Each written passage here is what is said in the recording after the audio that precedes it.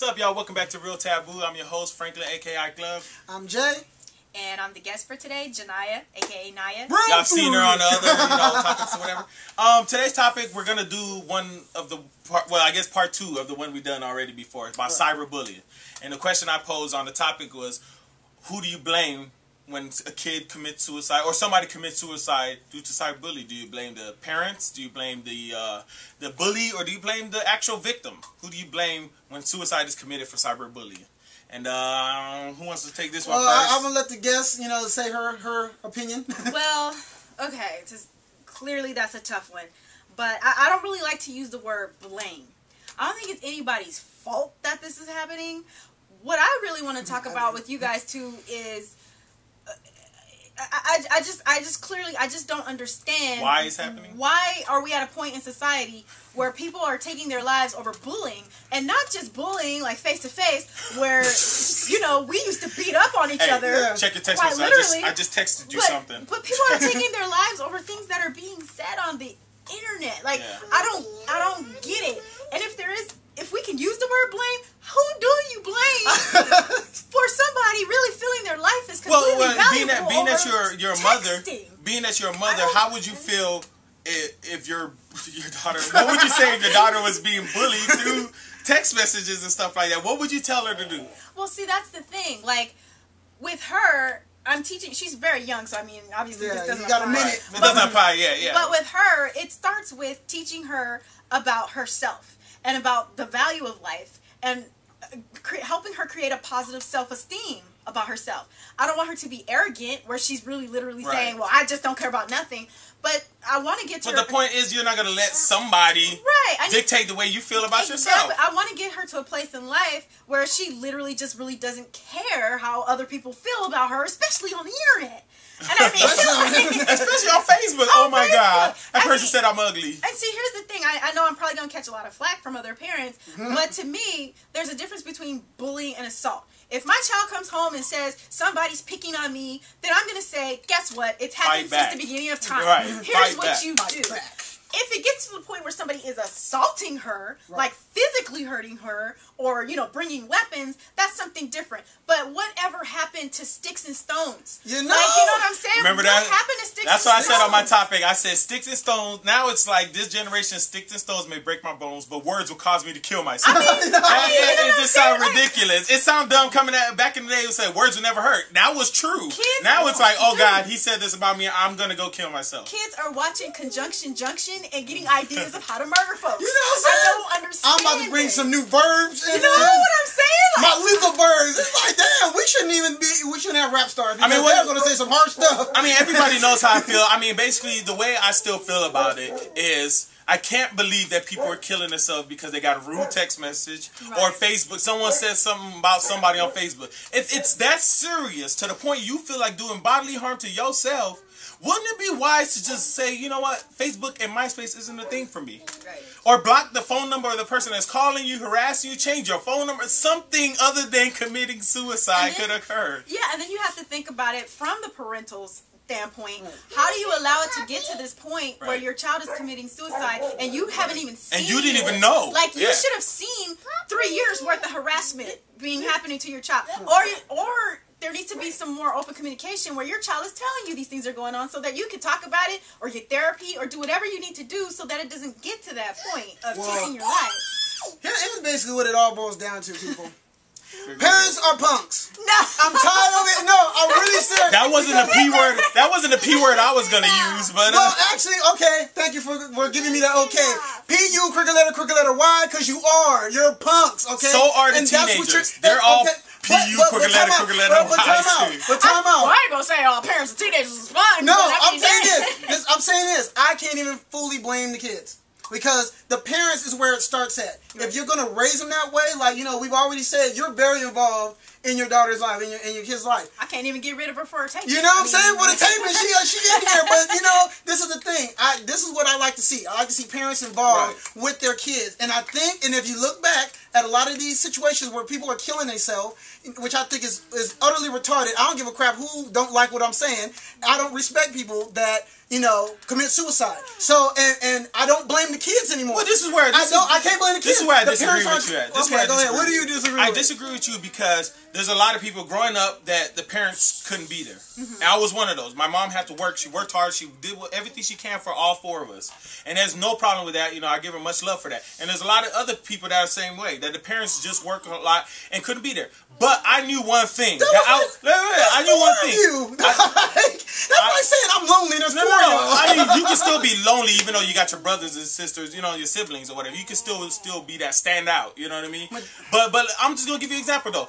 We still learn how to defend ourselves, stand up for ourselves, and feel good about ourselves to the point where if someone's gonna talk mess about it, you either gonna get your ass whooped by one of us, right, or all of us, or something's gonna happen. It was like we knew that I'm not gonna kill myself over it. And I just feel like we are raising a generation full of PU, crooked letter, wise, to the point that where they it's like, I don't know. They're just so much different from the way us people in the 80s were. It is. I mean, with the Dougie and the dancing, the tight pants, skinny jeans, stuff like that wasn't even... the skinny girl jeans, that's not even hot. You look like a PU, crooked letter, Y, wearing that jean right now. So it's like, they're just so different from us. They're feminine, in a way. They are feminine. But then, and so are the women. They're super feminine. But then, too, going back to the whole idea about, people being raised by the television and stuff like this, another problem... I know. What is this, Zordon? Another problem that I have is the fact that, there's celebrities that are coming out now and making these public service announcements about bullying. And you know what? I'm not totally against it because there are kids who listen to who are alone.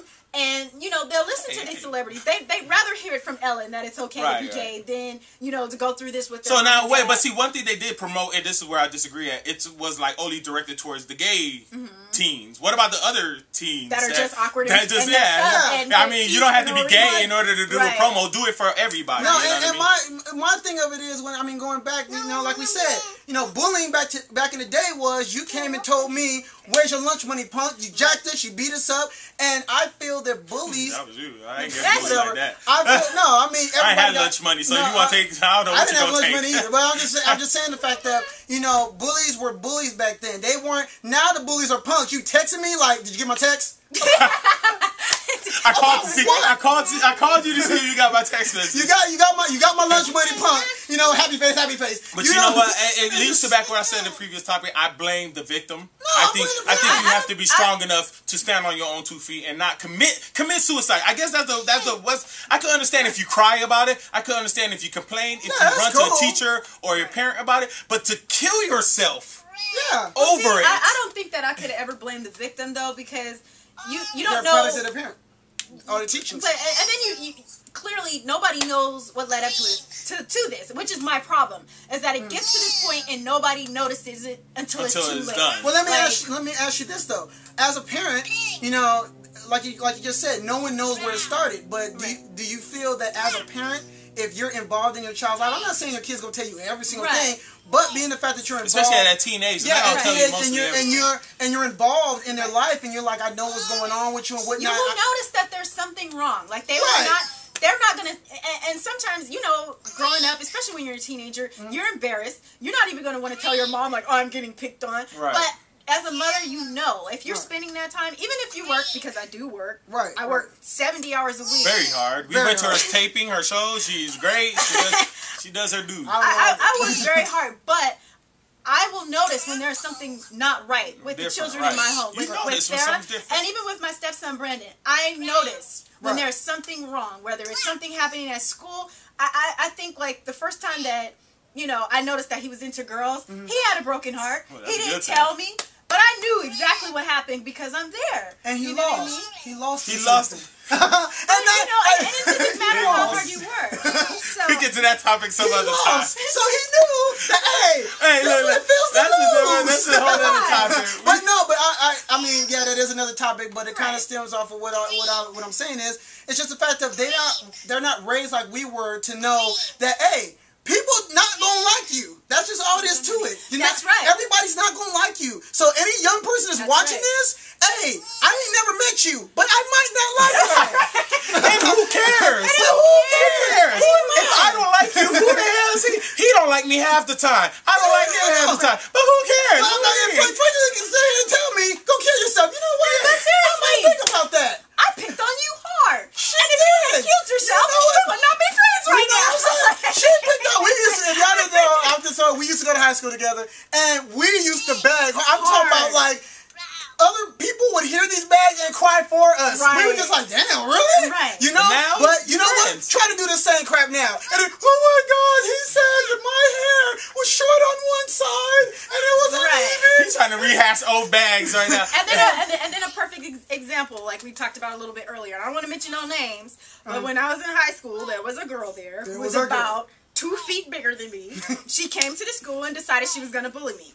Guess what? She found out real quick that even though I was 2 feet shorter, she was not going to bully me. You know what I'm saying? I turned And that's it the way around. it should be. That is But it the came to a sign. point where I'm not proud of this because this happened when when I was a kid. It came to a point where she was really feeling hurt about some of the things I did and said to her. And then her father came into the school and had a talk with me. Where is that person these days to say, okay, this has gone too far. Right. You guys need to Right. stop. I agree with you on that. And There is nobody these There days isn't, that there are isn't saying it's gone anybody too far. because everybody's too busy. And I'm not saying that you Right. can't do your job or whatever, but you also have a #1 priority. Because guess what? You can't get fired from this job. Right. This is your job Right. until that child, either you pass away or they pass away. God forbid. That's your job. That you are a parent. Jobs come and go. So that's my thing with it. But that's it. I mean, y'all already know how I felt before on this topic, so now y'all got 2 other opinions. As a parent, I feel like this is she's a ridiculous. strong. Yeah, she feels like it's ridiculous herself. But let us know what you think again about cyberbullying. Go ahead, chime in. Chime in. And let us know how you feel about it. I'm Ike Love. I'm Jay, And I'm Janiyah. and that's never mind. And this This is Sarah. China. Just bleep out her name.